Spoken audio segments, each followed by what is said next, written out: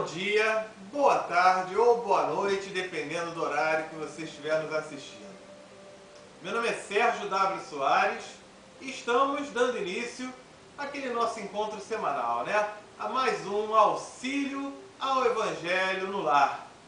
Este é o de número 52, onde nós vamos estudar, vamos dar início, né, ao capítulo 7 do Evangelho segundo o Espiritismo. O capítulo 7 é aquele que fala sobre bem-aventurados os pobres de espírito. E vamos abordar hoje o item 1 e 2. Nossa página na internet, www.evangelhonolar2012.blogspot.com. Então ali você encontra não só os nossos vídeos, como também os textos da página de preparo, os textos do Evangelho, o Tira Dúvidas, porque as dúvidas que vocês tenham, vocês podem enviar pelo Facebook. Facebook pode procurar o grupo Evangelho no Lar 2012 ou para o nosso e-mail, que é amorperdãoefé@gmail.com. Se você não tiver o Evangelho em casa, o texto está lá. Ah, mas tem palavras muito difíceis. Tem algumas palavras, no estudo de hoje vai aparecer a palavra sectário. Cadê? Baldos. O que são baldos? É o marido do balde, né? Então, baldos. Palavras assim que a gente nem sempre conhece. Então, o que nós fazemos? Colocamos em parênteses, em vermelho, o significado dessas palavras mais difíceis, para facilitar mais ainda o estudo de vocês, tá certo? Então, não tem desculpa, né? Todo o caminho das pedras sobre como fazer o Evangelho no Lar está na nossa página. Repetindo, www.evangelhonolar2012.blogspot.com. Bom, vamos às dúvidas. A gente teve aqui uma dúvida enviada para o nosso e-mail amorperdãoefé@gmail.com, uma dúvida muito interessante, de um rapaz que mora na África do Sul. Olha só o que ele pergunta. Aqui na África do Sul, onde eu resido, existem 11 idiomas oficiais, incluindo o inglês, que é a língua que eu falo aqui. Durante os estudos do Evangelho que pretendo fazer em casa junto com a minha esposa, é apropriado usar o idioma português? Nossos amigos desencarnados compreenderão as mensagens se faladas em português? Ou deve ser em inglês? O idioma falado no plano terrestre influencia na comunicação com o plano espiritual? Então essa é a grande pergunta, né? O idioma falado no plano terrestre influencia na comunicação com o plano espiritual? Vamos lá.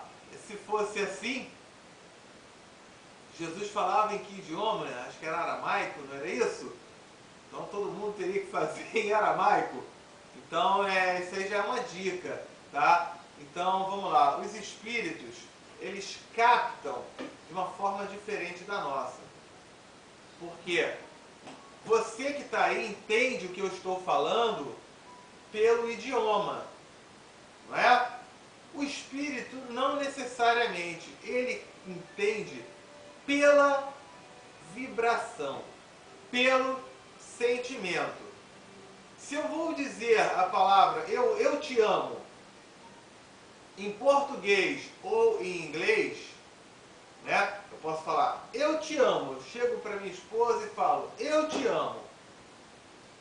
Mas de repente a minha esposa é americana, então eu chego para ela e falo I love you. Antes de eu falar a frase eu te amo, antes de eu falar a frase I love you, houve um sentimento, uma vibração que me levou a falar aquela frase, seja no idioma que for. Então o espírito, os desencarnados que estão conosco, eles captam pela vibração, antes de eu abrir a boca para falar a frase. Então quando se forma uma vibração, uma emoção e um sentimento, né, cérebro vai codificar isso. Ele já captou. Então não há nenhum problema. Você pode fazer no idioma que você preferir. Tá certo? Não há problema nenhum. Ok? Então, espero ter conseguido aí auxiliar. Tá bom? Bom estudo aí para vocês. E aqueles outros amigos que tiverem dúvidas, podem enviar, né? amorperdãoefé@gmail.com ou procurar no Facebook o grupo Evangelho no Lar 2012, estaremos às ordens, tá bom? Vamos lá então, né? Página de preparo, estudo de hoje, página de preparo. Melhor, prece inicial, vamos dar início, né? Já tem 5 minutinhos aí que a gente está falando, vamos dar início ao nosso Evangelho de hoje. Se estiver sozinho, faça uma prece. Se estiverem de mãos dadas, deem as mãos, né? E vamos fazer a nossa prece de início. Deus, Jesus, Espíritos amigos, benfeitores queridos, nossos anjos da guarda, e todos os irmãos aqui presentes, encarnados e desencarnados. Muito obrigado por mais essa oportunidade do esclarecimento, do conhecimento, da informação. Porque é diante dessa informação que ficaremos aptos à nossa transformação moral, a nossa reforma íntima, que culmina na transformação moral e que tem por consequência os benefícios para o próximo e para nós mesmos. Agradecemos desde já também a presença dos anjos guardiães que estão aqui nos dando a proteção, a harmonia e o equilíbrio para que possa esse Evangelho no Lar de hoje transcorrer num clima de muita paz, de muita alegria. Muito obrigado, que assim seja, graças a Deus. Então, feita a prece inicial, vamos lá, né? Página de preparo é o livro Pão Nosso. O livro Pão Nosso, psicografia do Chico Xavier, Francisco Cândido Xavier, e quem enviou essas mensagens que estão aqui nesse livro foi o Espírito Emmanuel. Então, eita, uma mosca aqui, uma mosca, só uma mosca. Já foi embora a mosca. É bom para ela participar, vamos espiritualizar a mosca, que ela possa ser espiritualizada também, não é isso? Vamos lá. Capítulo 10 é aquele que fala sobre sentimentos fraternos. Livro Pão Nosso, né? De Emmanuel, psicografado pelo Chico Xavier. Vem uma citação de Paulo em Tessalonicenses, capítulo 9, versículo 4. Que beleza! Tessalonicenses, uau! Então, ele citou assim: quanto, porém, a caridade fraternal, não necessitais que vos escreva, visto que vós mesmos, estáis instruídos por Deus, que vos ameis uns aos outros. Então ele já dá uma dica aí, né? Ah, como é que eu faço? Como é que eu me melhoro? O que eu posso fazer? Tá difícil. E aí você pede uma opinião. Amai-vos uns aos outros. Mais simples do que isso, mais claro do que isso, né? Vamos ver o que o Emmanuel comenta. Forte contrassenso. Contrassenso é absurdo, é aquilo que não tem lógica, né? Então, um contrassenso aí que desorganiza a contribuição humana no divino edifício do cristianismo é o impulso sectário, extremista, fanático, que atormenta enormes fileiras de seus seguidores. São as pessoas que agem com fanatismo, não é isso? Mais reflexão, mais ouvidos ao ensinamento de Jesus, e essas batalhas injustificáveis estariam para sempre apagadas. É tanta guerra santa, né? Em nome de Jesus, idolatrar Jesus, idolatrar seja quem for, né? E para isso, a todo e qualquer custo, com guerras. Gente, mais do que... Eu não consigo imaginar Jesus, né? Você vai... Jesus falando para você ou para alguém, algo do tipo assim: me idolatrem, me adorem, façam o que tiver que fazer, mas me idolatrem, porque eu sou o máximo. Eu não consigo ver Jesus falando isso. Jesus era um exemplo de humildade. Então, quando as pessoas matam em nome de Deus, brigam em nome de Deus, querem impor a qualquer custo em nome de Deus, idolatram de uma forma fanática, deve ser para esse Jesus aqui que eu falei, né? Me idolatrem, me amem. Agora, eu consigo ver um Jesus coerente quando ele diz o quê? Amem ao próximo, pratiquem o perdão, pratiquem a caridade, tenham fé, ame ao outro como a si mesmo, faça ao próximo aquilo que gostaria que fosse feito a você. Aí acaba o fanatismo, entra a coerência e principalmente as atitudes do bem. Qual é o Jesus que você está servindo?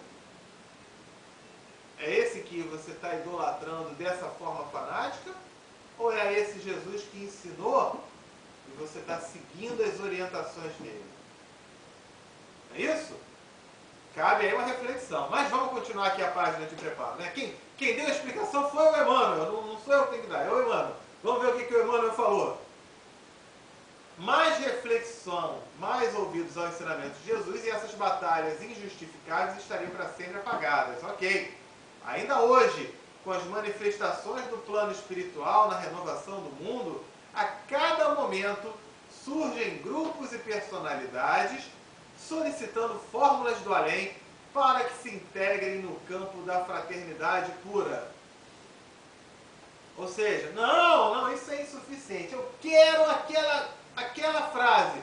E a frase já foi dita, amai-vos uns aos outros. Que esperam, entretanto, os companheiros esclarecidos para serem efetivamente irmãos uns dos outros. O que esse pessoal está esperando? O que estão esperando?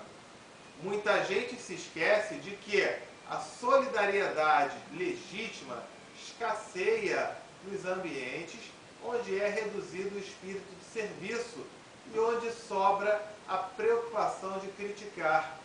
Instituições notáveis são conduzidas à perturbação e ao extermínio em vista da ausência do auxílio mútuo no terreno da compreensão, do trabalho e da boa vontade.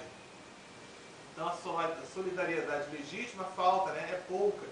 Nesses ambientes onde o pessoal está mais preocupado em criticar, reclamar, do que em agir. Rapaz, se eu reclamo que o outro não está fazendo uma coisa, vai você e faz. E depois chame a atenção daquele outro. Agora, você ficar falando, poxa, não tem como. Uma vez, a gente teve uma experiência, fomos dar uma palestra numa casa espírita, e aí, estava eu e mais uma pessoa me auxiliando, né, para filmar, e aí o que aconteceu? Chegamos lá, não tinha água, o garrafão de água não tinha. Os dirigentes da casa entre si começaram a discutir, mas era para você ter feito isso, era o outro para ter feito isso, era para aquele outro para ter feito isso, era para alguém, a culpa é do fulano, a culpa é do outro. E nós que éramos os expositores, eu e mais a outra pessoa que estava comigo, toma aqui R$2, R$3, vamos comprar uma água, vamos ligar aqui, comprar uma água. Então, enquanto os dirigentes da casa estavam discutindo, acabou sendo que a gente quem foi providenciar a água. Deu para captar a ideia? A gente precisa de ação. Não é de crítica, é de ação. Os convidados, as pessoas iriam chegar lá e não iam ter a água. Depois reclama de quem é a culpa, mas foi necessário a ação. Então é isso que se coloca. A gente parar de ficar reclamando, de botar a culpa no outro e etc. E ainda vem aqui, falta de assistência, e Emmanuel responde, não. Falta de assistência, ele está falando aqui, ele está se referindo à assistência do plano espiritual. Porque a gente adora colocar a culpa no plano espiritual, para o bem ou para o mal.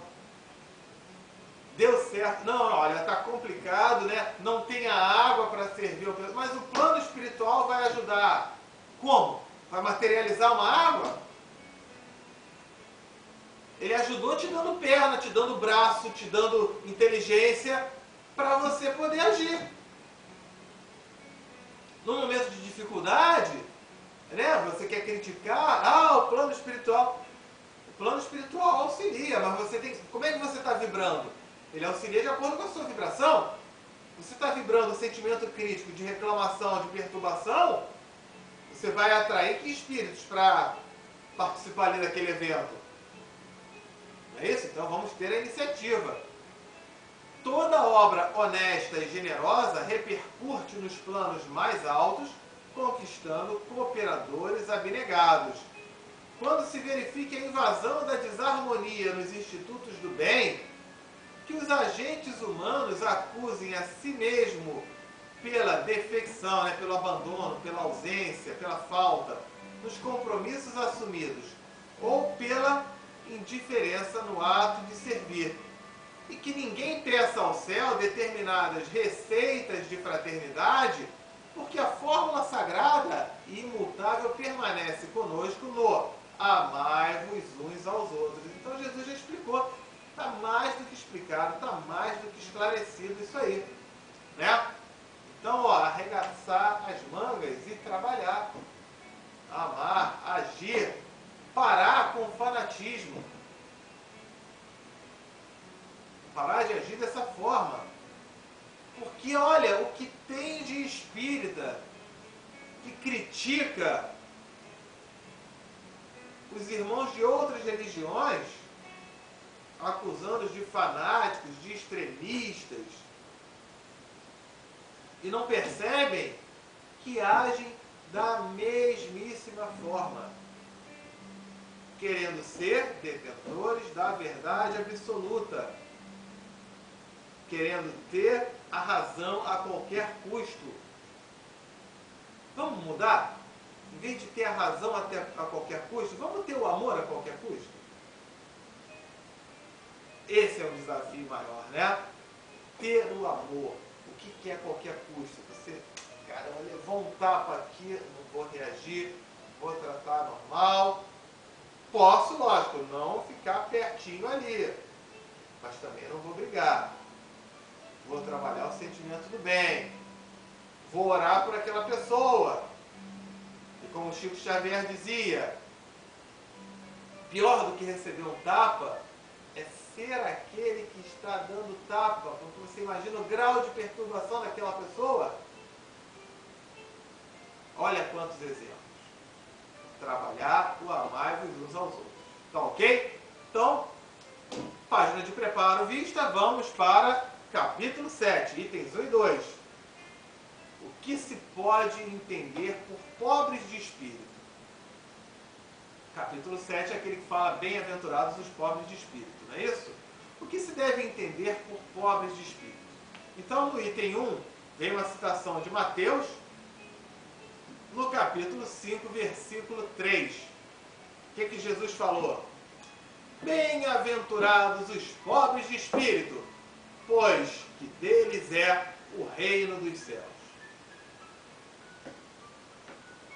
E aí, a gente vê assim uma pessoa fazendo uma bobagem na rua, judiando de alguém, e você pensa que esse cara é um pobre de espírito mesmo. Aí nessa hora, é um pobre de espírito? E é esse que tem o reino dos céus? para tudo. Vamos entender direitinho o que é isso, tá? Não é nada disso aí não. Calma. Item 2. A incredulidade, né? Pessoal, ninguém acreditava. Então o pessoal incrédulo zombava dessa máxima. Bem-aventurados os pobres de espírito. Como tem zombado de muitas outras que não compreende. Porque aquilo que a gente não compreende, a gente fica quieto e assume a nossa ignorância, né? Não sei sobre isso. Ou começa a debochar.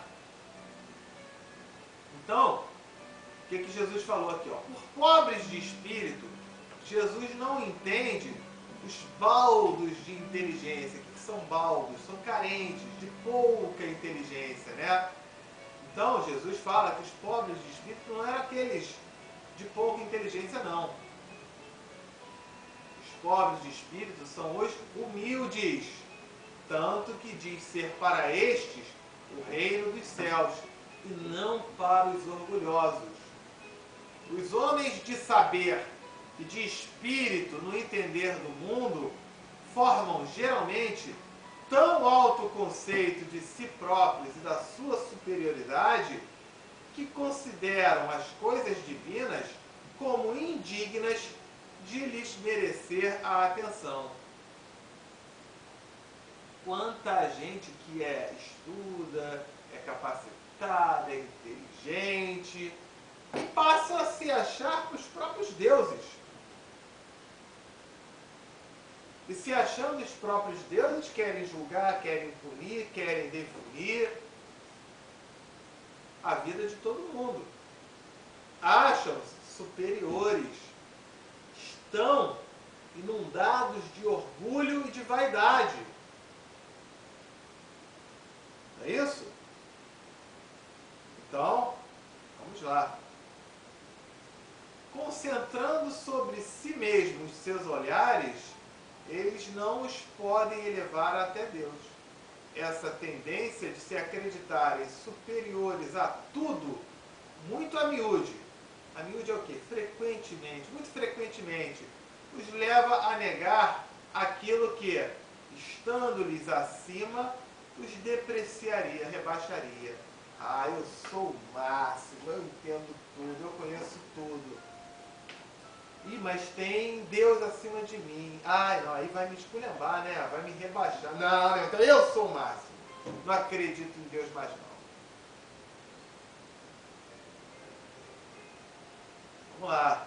Então, e aí eles negam até mesmo a divindade, aquilo que a gente acabou de falar. Ou se condescendem, para não passar por intransigente, né? Condescender é não passar por intransigente.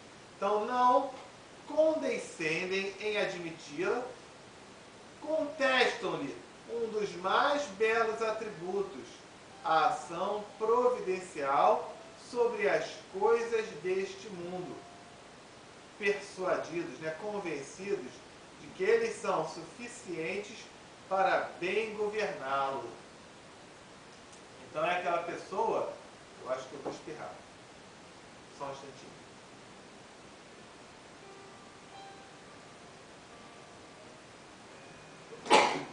Desculpa pelo espirro, mas vamos lá. Então, ele se acha ali o máximo, né? Então fala assim, não que eu queira ser do contra. E começa a questionar, começa a falar um monte de bobagem. Querendo se achar ali o máximo, né? Uma pessoa com a sua fé foi curada, e aí ele fala, não, houve um efeito da natureza que causou aquilo. Ok? Ele nunca admite uma ação conjunta, né? Ele quer sempre a causa material. Tomando a inteligência que possuem para a medida da inteligência universal, julgando-se aptos a tudo compreender, não podem crer na possibilidade do que não compreendem.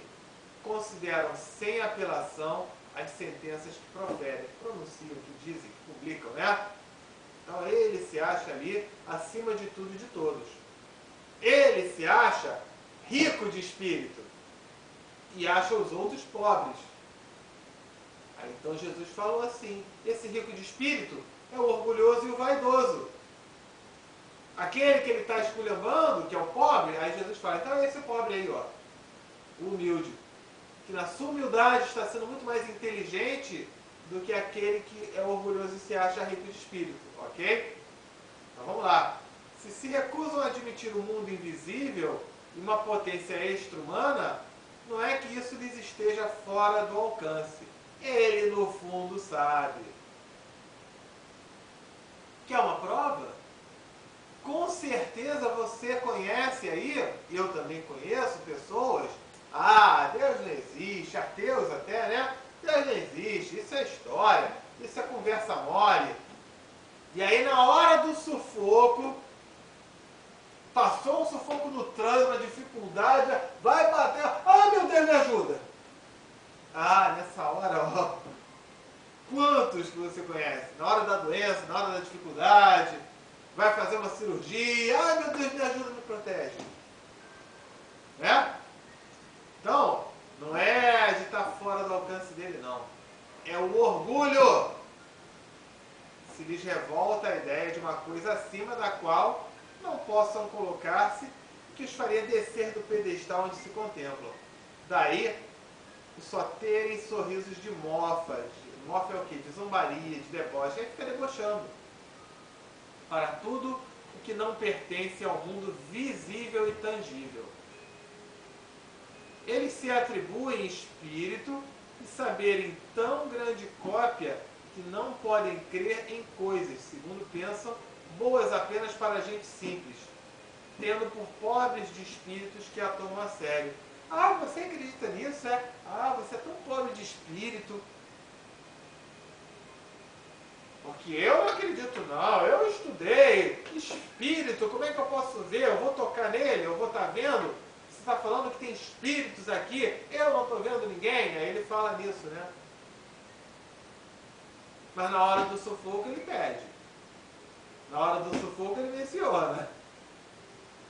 Então ele fica debochando naquilo que ele não vê, não é porque ele não vê. É porque seria algo que ele teria que falar assim: eu não conheço muito bem não. Eu nunca estudei não. Eu nunca analisei não.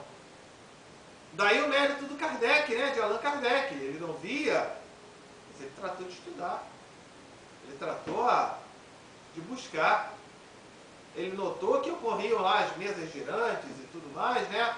As mesas se mexendo. Ele não via quem fazia. Mas ao invés de tomar como um truque de mágica, ele foi buscar aquilo. O conhecimento. Não é isso? Mas a gente tem preguiça de buscar o conhecimento, né? É mais fácil debochar, mudar de assunto e pronto, né? E falar, esse pessoal aí, essa turminha aí é pobre de espírito. Então Jesus falou, esse pobre de espírito aí é que vem para o reino de Deus. Porque ele tem a humildade de, mesmo sem compreender direitinho, buscar o conhecimento, buscar a sabedoria. Então colocar ali, né?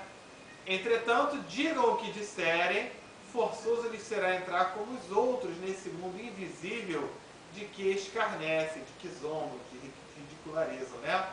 Então, esses supremos orgulhosos e inteligentes, digam o que disser, ele vai entrar no mesmo jeito para esse mundo invisível, que ele tanto fica zombando.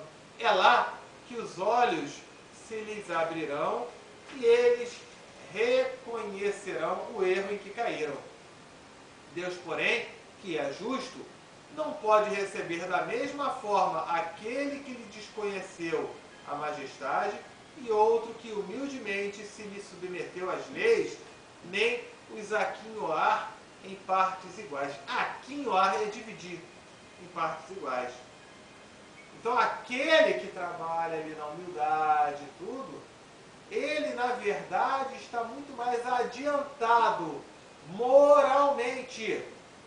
Pode não estar adiantado em riquezas, em estudo, em sabedoria, em cultura, né, sobre os assuntos diversos, mas ele está adiantado moralmente, é aí que vale.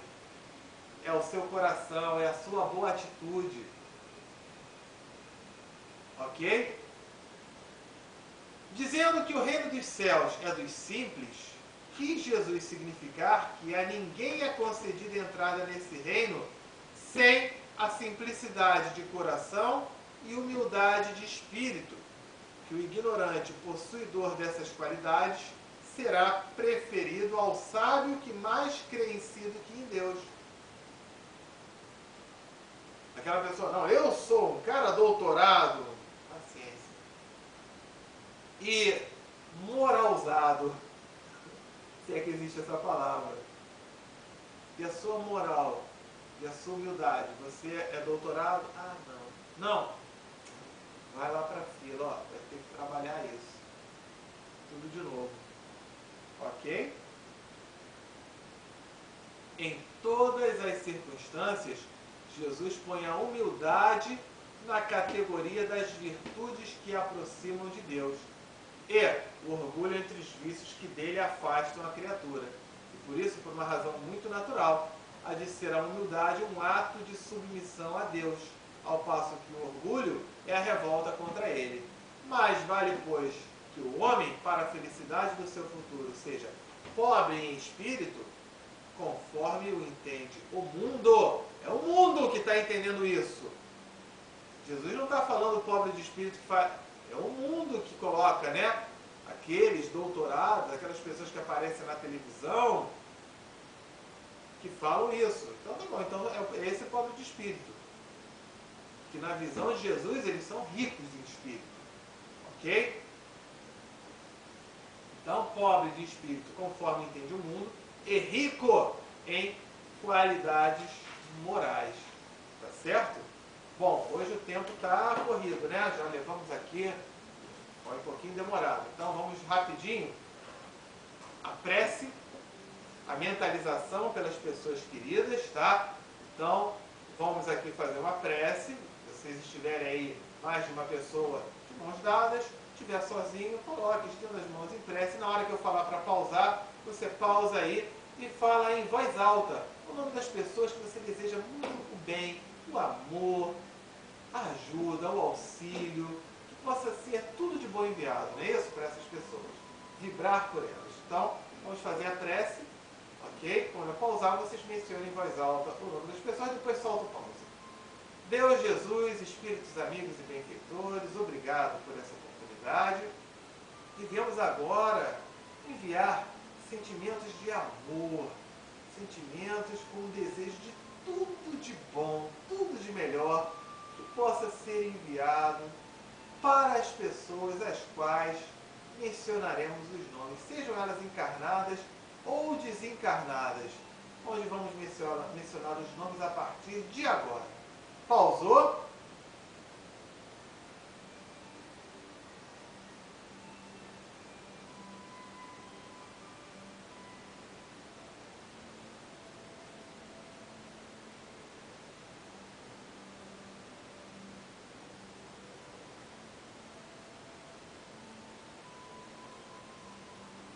Soltou o pause, feito essa prece, hora da fluidificação da água. Então, vamos lá. Fluidificação da água. Vocês entrando na nossa página www.evangelhonolar2012.blogspot.com. À direita tem assim, ano 2012, clica em agosto de 2012. Tem um estudo completo com fotos das moléculas de água, tudo isso mostrando os efeitos de uma água fluidificada, ok? Então, ó, não é assim não, o cotovelo não encosta na mesa não, ó, aqui ó, estendido, vamos fazer a prece, né?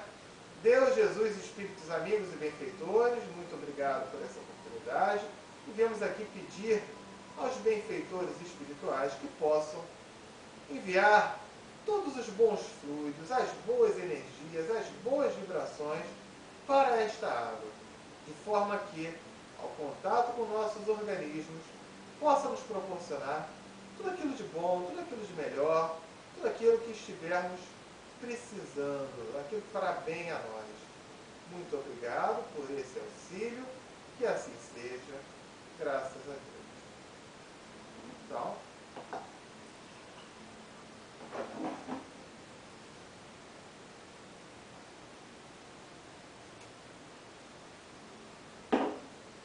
e é hora de finalizar, não é isso? Então, prece de encerramento. Deus, Jesus, espíritos amigos, benfeitores, nossos anjos da guarda, todos aqui presentes, encarnados ou desencarnados, muito obrigado por mais essa oportunidade de esclarecimento, de aprendizado, de informação. Que diante dessas informações possamos nos melhorar, colocarmos na prática o trabalho para o nosso enriquecimento moral. E o enriquecimento moral não se faz com dinheiro, mas com as boas atitudes, com as boas ações, com o amor, com o perdão, com a caridade e com a fé. Possamos então ter essa melhora, esse progresso, e pedimos aqui também por uma boa semana a todos aqui presentes, muita paz, muito amor, muita tranquilidade, muito equilíbrio, seja pelo nosso merecimento ou pela misericórdia de Deus.